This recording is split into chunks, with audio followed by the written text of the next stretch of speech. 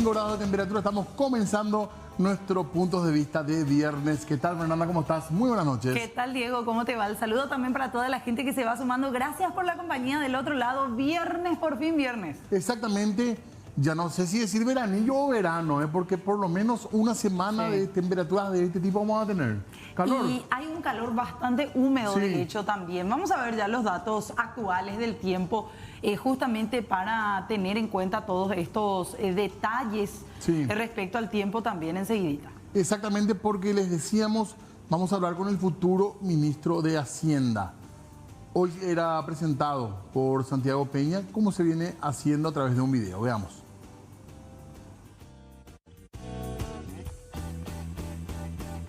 La cartera del Ministerio de Hacienda tiene una enorme responsabilidad para los planes que tengo del Paraguay. Y pensé en Carlos Fernández Valdovinos, uno de los economistas más brillantes del Paraguay. Honrado por la invitación que me ha dado el presidente Peña para formar parte de su gabinete. Siempre es un privilegio trabajar desde el gobierno para construir el Paraguay que todos queremos y que todos nos merecemos.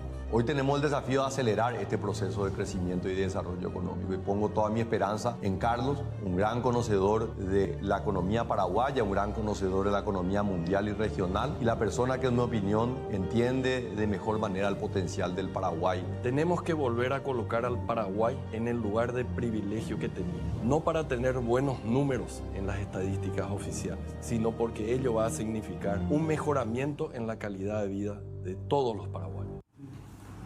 Bueno, ahí estaba entonces Carlos Fernández Valdovinos, ya estuvo en el BCP y aparte una persona de larga trayectoria en el mundo de las finanzas. Es así, anunciado futuro ministro de Hacienda y queremos saludarlo ya porque está en comunicación con nosotros vía Zoom. ¿Qué tal? ¿Cómo le va? Bienvenido. ¿Qué tal? Muy buenas noches para usted y para toda la audiencia. Muchas gracias por la invitación. Gracias por atendernos, doctor. Queríamos ya arrancar hablando un poquitito, no sé si la prioridad, se puede hablar ya de una prioridad en cuanto a lo que va a ser su gestión, que es o hacia dónde primero se va a apuntar apenas se asuma el 15 de agosto. Mira, la tarea del Ministerio de Hacienda y del gobierno en general, porque esto va a tener que ser una acción coordinada entre muchos ministerios, muchas instituciones del gobierno, va a ser tratar de mejorar en la brevedad posible digamos, el bolsillo de la gente. La economía de las personas está muy, pero muy golpeada desde la época de la pandemia. Entonces, esa debe ser una prioridad que debería superar en importancia cualquier otra que existe. Lógicamente, eso implica mucho trabajo, no va a ser algo, como dije anteriormente, inmediato, pero creo que poner a la gente en primer lugar como objetivo de que las políticas públicas les afecten de manera favorable es lo que tiene que hacer el próximo gobierno. En ese sentido, hay muchísimos reclamos. Creo que la suba de precios de alimentos, por ejemplo, hoy que se está hablando mucho del aumento del salario mínimo, también está la preocupación de que, como se dice en la calle, la plata no alcanza, doctor. ¿Hay acciones de gobierno que se pueden pensar, que se pueden dirigir para que esto rinda más, para que bajen los precios? ¿Hay algún tipo de acción que se pueda hacer y en tal caso cuáles serían? Sí, efectivamente somos conscientes de lo que ha sido el golpe al bolsillo de los trabajadores de esta inflación reciente que tuvimos, que si bien en términos, por ejemplo, de la inflación total no llegó al 12%, fue 1,8% como máximo, cuando uno considera solamente la parte de alimentos, que es la parte que básicamente consumen más los trabajadores, eso llegó a casi 20%, es decir, casi el doble. Entonces, perder ese poder adquisitivo realmente fue, digamos, un evento muy perjudicial para la clase trabajadora y se necesita trabajar para que no se vuelvan a repetir ese tipo de eventos. Lógicamente no es el Ministerio de Hacienda el encargado de controlar la inflación, sino va a ser el Banco Central del Paraguay, pero por nuestra parte vamos a hacer lo que debamos hacer para ayudar un poco a un mejor control inflacionario.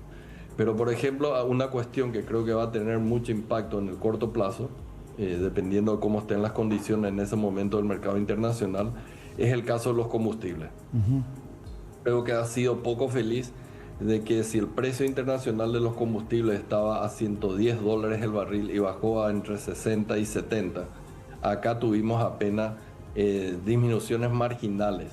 Y ese es un precio clave para toda la gente. Toda la gente o tiene su propio auto o utiliza el transporte público. Entonces necesitamos ver un poco la factibilidad de reducir en la rapidez posible esta parte de los combustibles, que va a ser un gran alivio al bolsillo de las personas.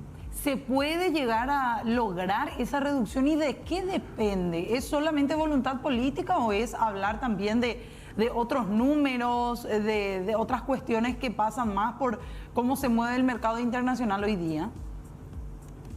Hay otras cuestiones, lógicamente no es el único precio y de eso soy muy consciente. Ahora, lo que no puede ser es que el precio haya caído, mira, $40 sobre 100 es básicamente casi 40% que haya caído, y acá solamente se ha disminuido marginalmente. Mismo si los otros, digamos, otros costos hayan permanecido estables, el grado que ha disminuido el combustible ha sido totalmente insatisfactorio. Yo creo que se puede hacer más. Yo creo que ahí no podemos forzar a que el sector privado reduzca, pero sí le podemos decir a Petropar de que se maneje de manera mucho más eficiente y sea realmente un jugador importante en el mercado, como ya ha sido en el pasado. Acá no es intención del gobierno de que se vuelva a la situación en la cual Petropar sea, por ejemplo, el único importador de gasoil. Yo creo que es necesario, pero sí de que Petropar, a través de sus diferentes estaciones de servicios, cuando tenga margen para reducir el precio de los combustibles, lo haga, y lo haga inmediatamente. Se logró anteriormente reducir, pero ahora subimos, digamos, yo creo que estaba a 6.000 y subimos a 10.000, y hasta ahora nos mantenemos en algunos precios, nos mantenemos alrededor de eso. O sea, casi subimos muchísimo y bajamos nada. ¿Y usted tiene algún número, algún dato de cuánto puede llegar a bajar estimativamente? No, sería muy irresponsable de mi parte, pero por lo menos yo creo de que debe haber algún margen. En cuanto sea nominado alguien para la parte de Petropar, yo creo que va a estar analizando inmediatamente cuál es la factibilidad de eso. Pero no yo creo que es margen. Pero no se va a subsidiar el combustible, digamos. No es necesario. O sea, con todo lo que cayó ya el combustible, deberíamos haber vuelto a los niveles que se tenía anteriormente. O sea, este precio de 60 a 70 es básicamente el mismo precio que se tenía antes de la suba grande, que fue hasta $100 el barril. Pero el precio del combustible no bajó a los mismos niveles que antes. Doctor, nosotros tenemos un par de preguntas más que hacerle, pero también queríamos compartir con usted la inquietud de la gente, el día a día, la gente que está en la calle, y hacía referencia usted al tema del precio de los alimentos, que claro, es el que más golpea a la gente que gana el salario básico, así que queríamos compartir con usted un poco de las inquietudes de la gente, si nos permite. Sí, cómo no. ¿Cómo ves la economía de Paraguay en este momento? Y en este mismo momento no es tan bueno que digamos, la verdad, porque todo sube y el sueldo siempre sigue en un mismo lugar. Por más que alcen el sueldo, sinceramente, es muy poco lo que alzan y no alcanza.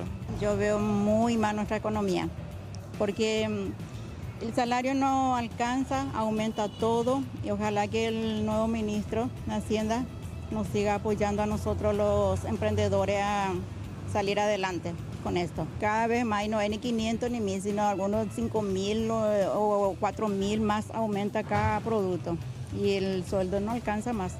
Si uno nomás en una familia va a estirar, no va a llegar a fin de mes a nada. Tiene que ser entre dos para aguantar todo, para salvar todo. La luz aumenta, el agua también, y todo. Y después está lo del colegio, si tiene 2 o 3 hijos, peores. Y la verdad que la economía está muy, muy bajo, muy crítico es la economía ahora acá en Paraguay. Y entonces nosotros que estamos en el interior por lo menos sentimos mucho más. Sentimos porque viste que, como dijo ya también la compañera, que no tenemos fuente de trabajo, nuestros jóvenes no tienen fuente de trabajo. Nosotros por lo menos trabajamos en la agricultura, tenemos nuestra huerta, tenemos nuestra chacra, pero los jóvenes que están estudiando no tienen fuente de trabajo. No tenemos en San Pedro, por ejemplo, no tenemos una fábrica en donde puedan trabajar nuestros hijos, y es muy crítico la economía ahora. Yo creo que para una familia numerosa y que con un sueldo de 80, 100 mil guaraní por día no le alcanza. Estamos con la lucha. No estamos bien, tampoco no estamos tan mal para decir. Si uno se procura y si quiere salir adelante, tiene que trabajar. Así únicamente vamos a salir adelante, o si no, no hay nada que hacer. Aunque sea como sea, al trabajar, sí vamos a salir adelante. Porque nosotros, por ejemplo, acá aprendemos así.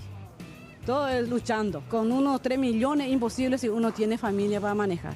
Con 3 millones es muy poco para mí. ¿Qué le pedirías o qué le pedís al nuevo ministro que se va a encargar de manejar el dinero del Estado? Y la verdad que lo que podemos decir es que maneje bien las cosas y que trate de, por decir, de aumentar el sueldo o para que le alcance a todos, ¿no? Porque en realidad con el sueldo de ahora mismo no alcanza nada. Y lo que yo quería pedir al ministro de Hacienda y a todo el gobierno nuevo que van a asumir en este agosto, que cumplan lo que prometieron, ¿verdad? Que vamos a estar mejor, que eso es lo que esperamos, ¿verdad? Una buena gestión para todos, que nos favorezca a todos. Que mire un poco también por los pobres, que ellos dicen que no hay necesidad tanto. Eso no es cierto. Bueno, ¿qué le decimos a esta gente, usted particularmente como futuro ministro de Hacienda, hablando de esa economía, como decíamos ya desde el inicio, esa economía de la calle, esa economía del día a día, Carlos Fernández? Sí, coincido en el análisis que hace la calle justamente de la situación actual de la economía del Paraguay. Lógicamente está muy golpeada por diferentes factores, ¿verdad? Entre ellos lo que ha sido la pandemia.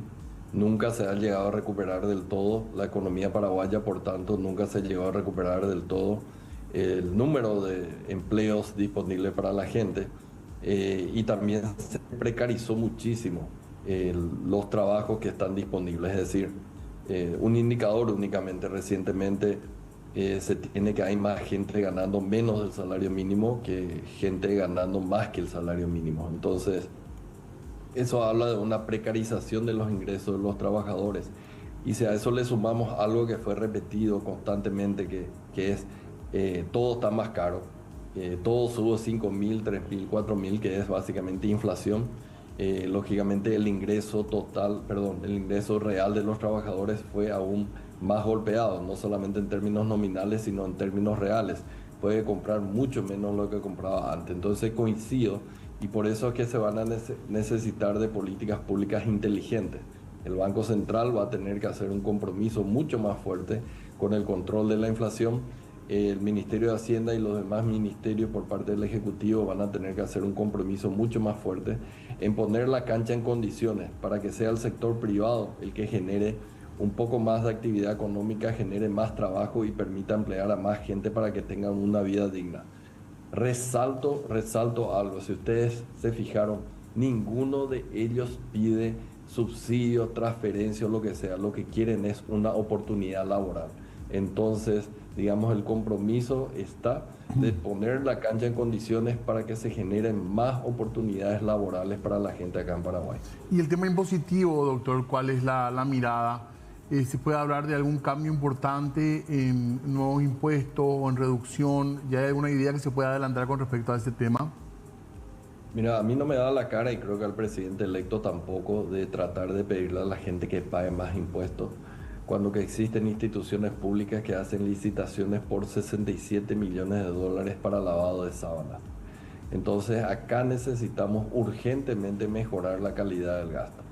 El hecho de que hayan 67 millones de dólares para lavado de sábana indican dos cosas. Hay plata, porque hay 67 millones de dólares, que es mucha plata. Ahora, la plata que hay se malgasta.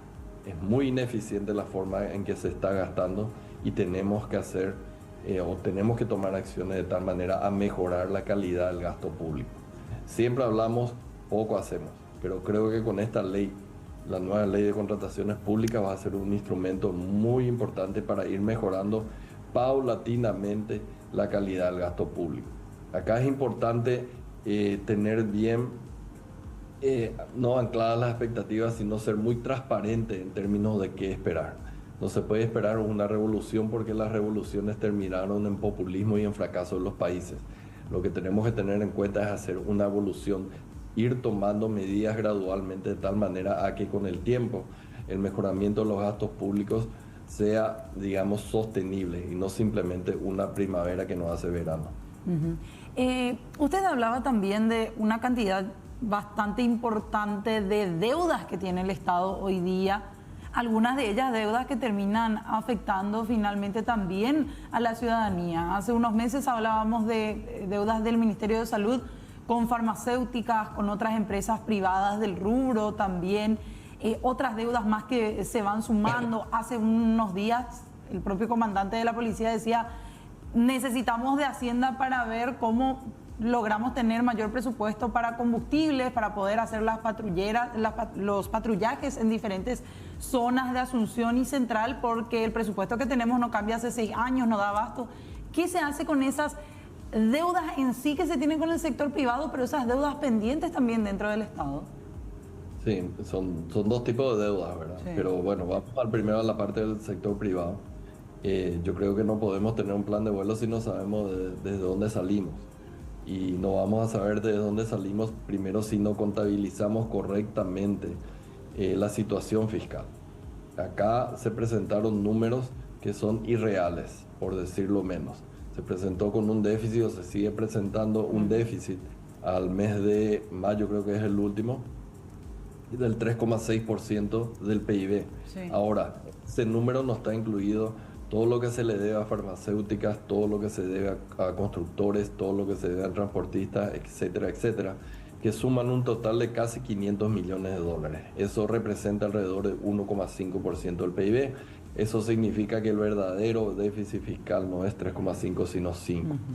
Entonces, reconozcamos eso primero, hagámoslo de manera transparente, busquemos cómo solucionar eso, porque evidentemente impuestos no hay, pero vamos a tener que diseñar un plan.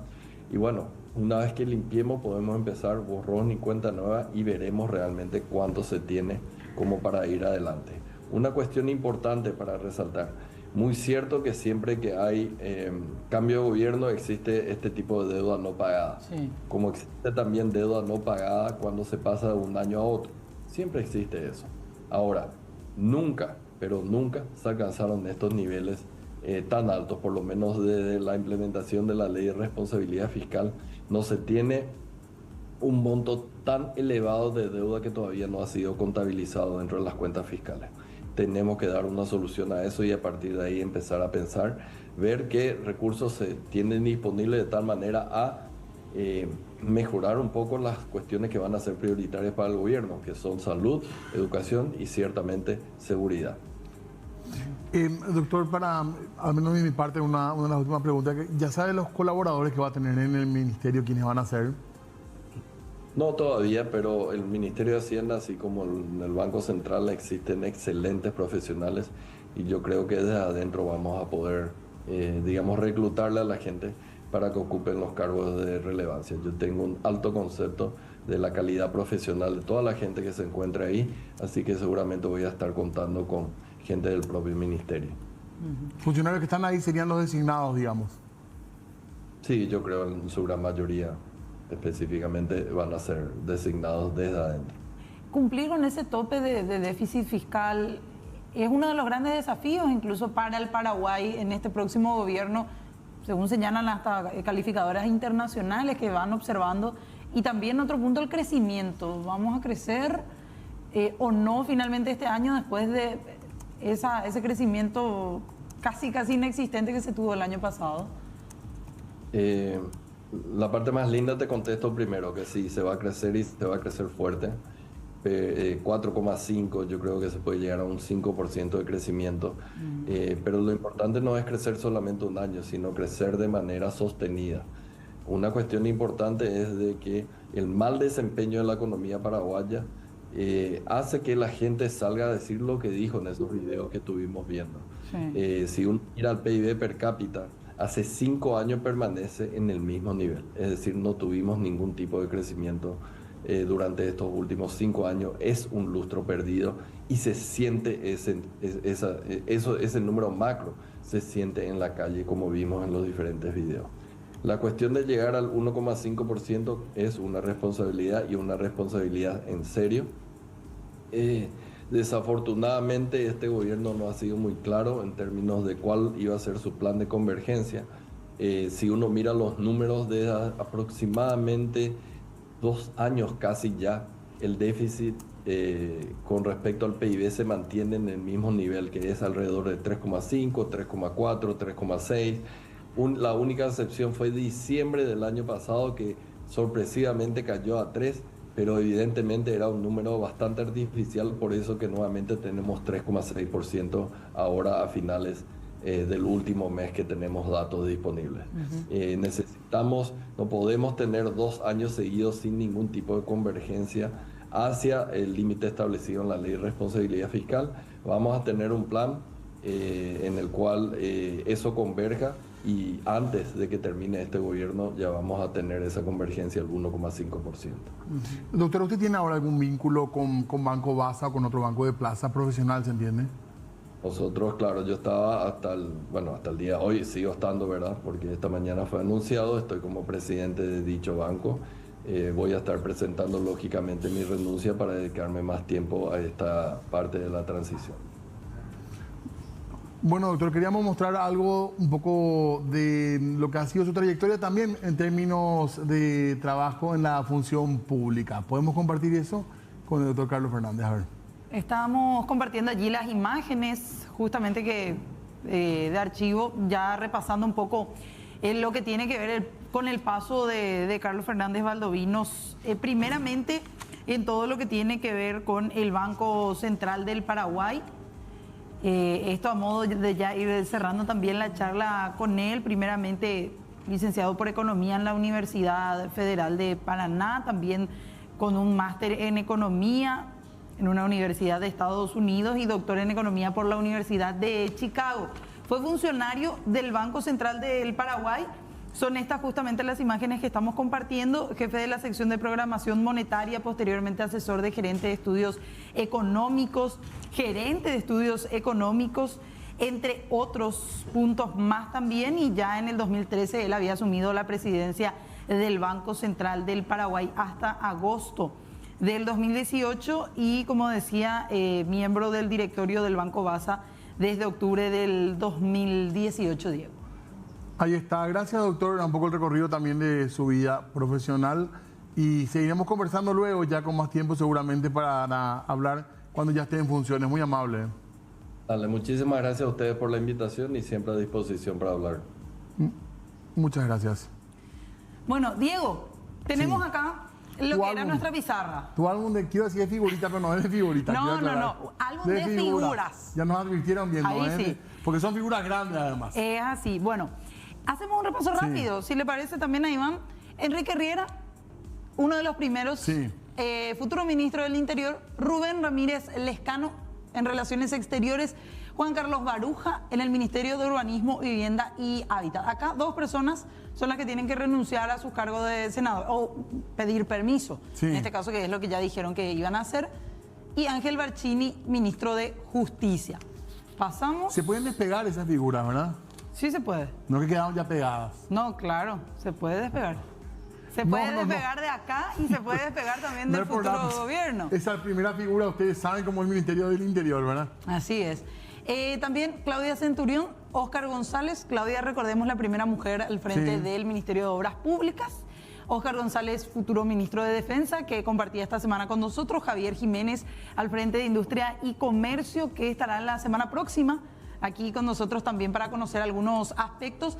Y acá falta pegar el de Carlos Fernández Valdovinos. ¿Procedemos, te parece? Tenemos acá tomar el sobrecito. Acá quiero saber yo también si hay otras fotos. ¿Hay otra foto? Y sí, pero no te puedo decir. Sí, yo sé. Pero no te puedo decir porque... Mira, porque ustedes ya tienen todo acá.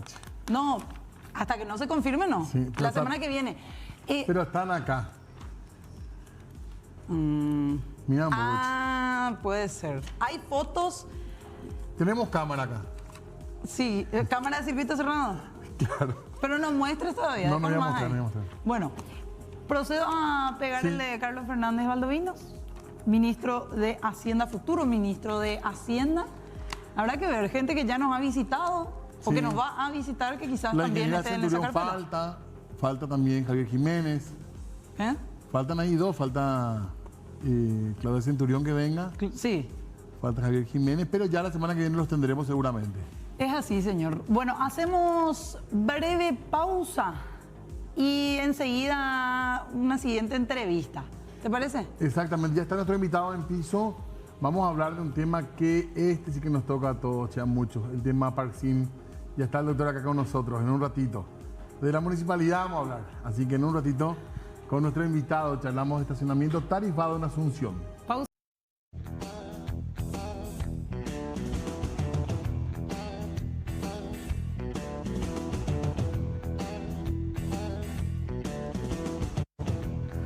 (19:33), seguimos en Puntos de Vista, noche de viernes, calurosa de 24 grados y previa de San Juan.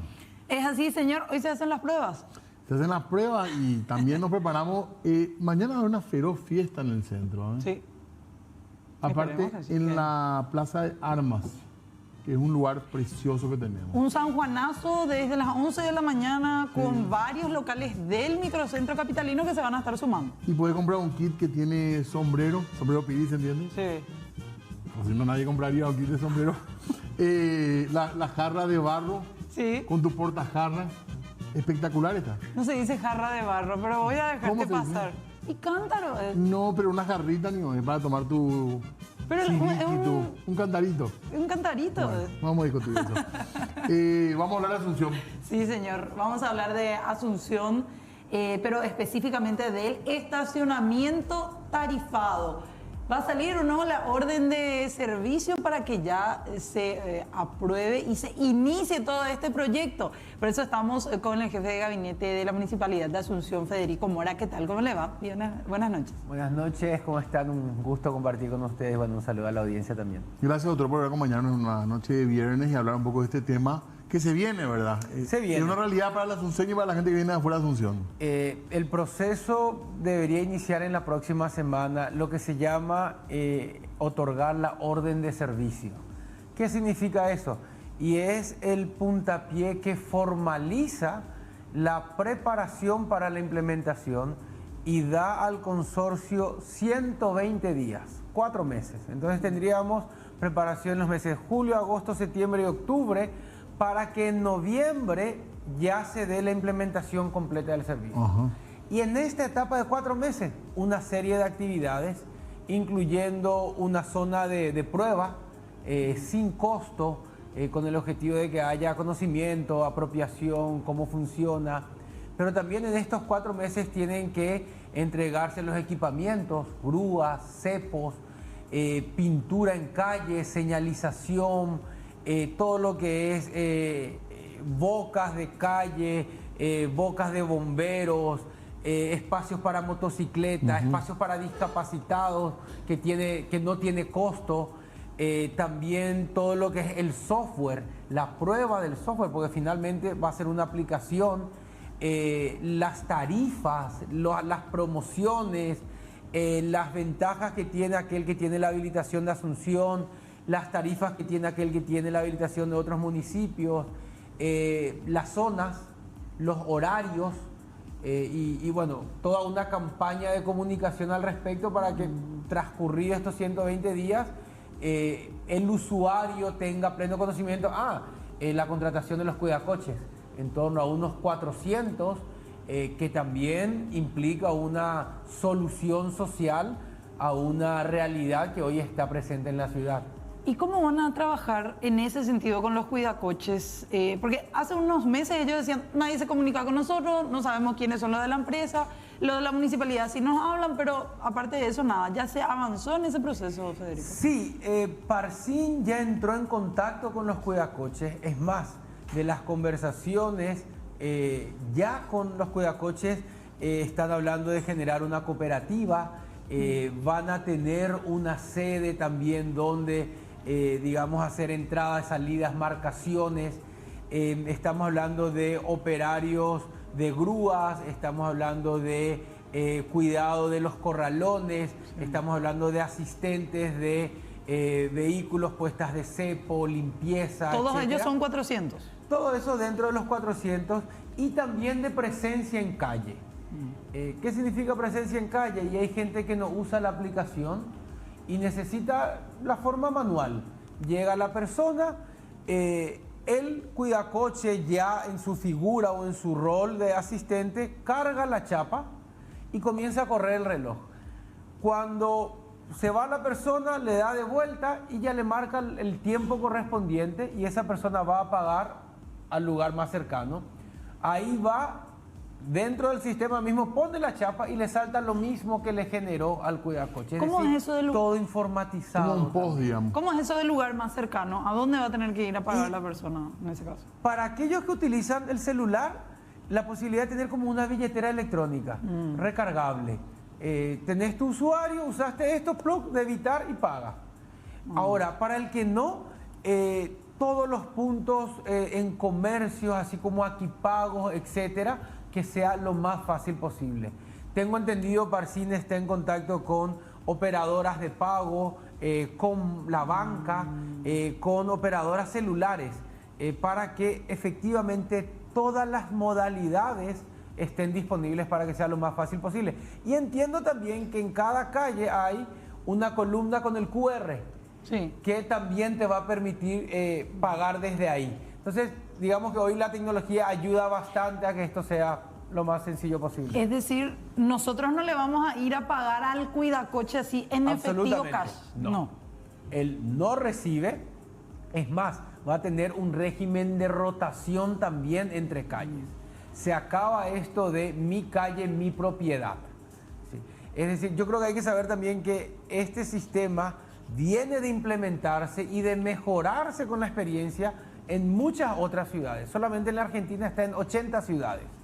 Entonces, todas parten con la misma problemática. En la Argentina le llaman el trapito, etcétera.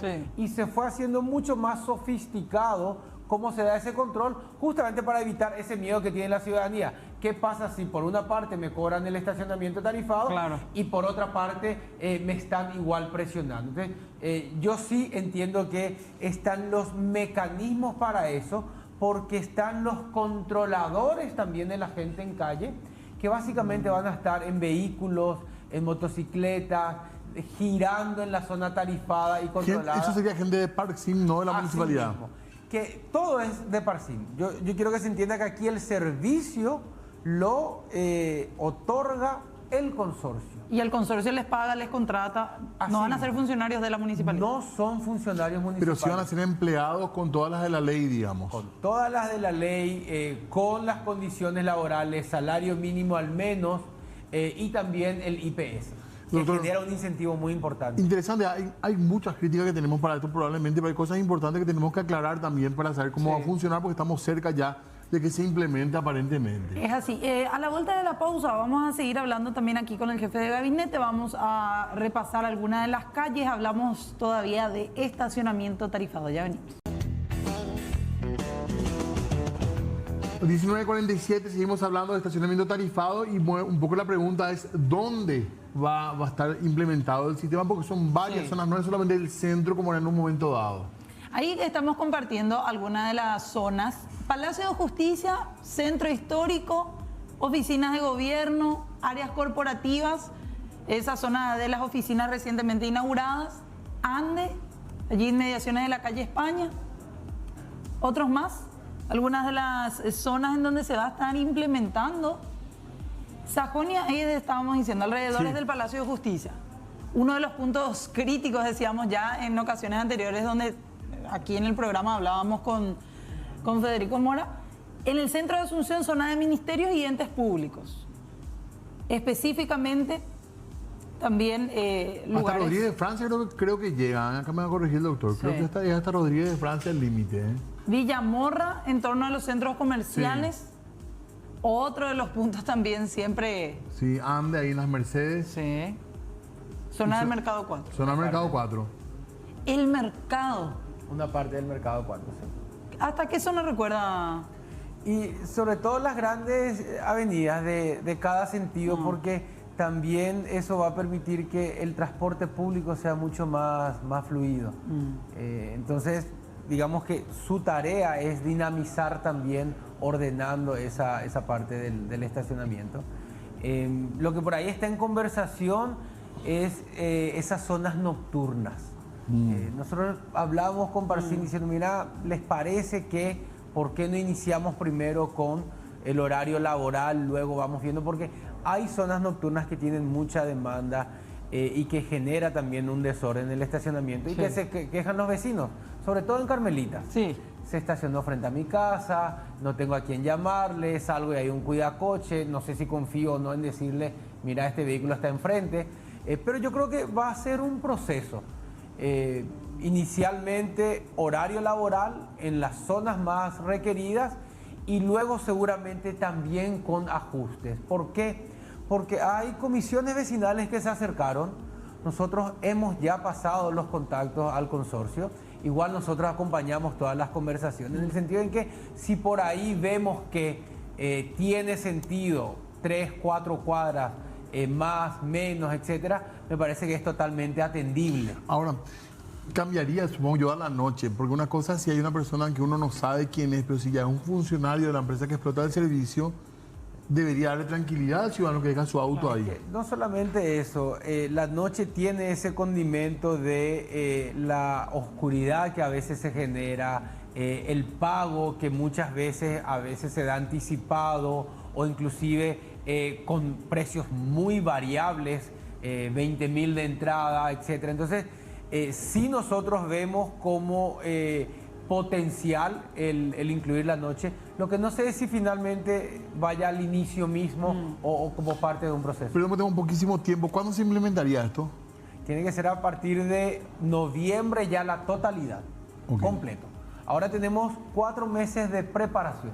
120 días le da el contrato al consorcio para todo lo que es la preparación. Bueno. Doctor, ¿quién es el ministro de Educación? Eran el tipo de preguntas que me tiran para cerrar nomás, despedida. No, ¿te gustaría o no el cargo nomás, eventualmente? No. ¿O ser ministro? Sin duda que no, y de educación porque me gusta la educación. Sí. Por la experiencia. Trabajando en el tema de la educación con muchos docentes también. Creo que es posiblemente el desafío más grande que tiene el país como tal. Pero también quiero decir, no hay más que rumores que van y vienen. Si se da la oportunidad, por supuesto que sí. Ok. Bueno, seguimos charlando entonces de alguno de los temas. De alguno de los dos temas. Gracias, Federico Mora, muy amable. Un gusto Muchas estar gracias. con usted. Bueno, un saludo a la no, yo diría, el doctor es cerrista. ¿Verdad? Estamos frustrados. No, pero aparte no. No, pero en su casa no habrá habido opción, ¿verdad? Con el doctor Nelson no creo que haya habido opción de club, democracia en todo lo demás. No, y de chicos fuimos ya viendo eso, o sea, no, digamos que ni si había opción, ¿verdad? Pero estamos frustrados. Diego, ya es una pregunta doble filo, porque Diego está haciendo su categoría de cuántos ministros, futuros ministros son liberteños. Sí, 3 hay hasta ahora. Hasta ahora. Bueno, gracias Federico. En segundos, una semana imperdible. Sí, señor, y también tenemos que hablar de lo que ocurría el día de hoy con una serie de puntos que fueron presentados por parte de asegurados y jubilados del IPS, que se estuvieron manifestándose y posterior a eso se reunieron con el presidente electo Santiago Peña. Venimos a presentarle al presidente electo de la República un pliego de una hoja de ruta que hemos consensuado entre todos los asegurados, jubilados y activos, una hoja de ruta en medidas administrativas inmediatas que deben tomarse para tratar de devolverle al seguro de salud esa credibilidad y esa eficiencia que todos necesitamos. Y eso comprende desde medicamentos disponibles, turnos, etc. En un contexto de presentación técnica respetuosa y bien hecha. Acá no venimos a hablar de política ni venimos a escracharle a nadie. Venimos a decirle, presidente Peña, creemos que podés hacer una buena gestión, pero este es el menú y es lo que le vamos a entregar hoy. Fundamentalmente la designación de las autoridades del IPS no debe repetirse el vicio de poner operadores políticos. Lo que ha fundido el IPS en los últimos años ha sido el manejo político del IPS. Entonces tiene que ser algo, un consejo y un presidente técnicos. Todo el mundo se enriquece con la plata de IPS, pero hay 15.000 jubilados de IPS que siguen viviendo por debajo de la línea de la pobreza. Ese contrasentido hay que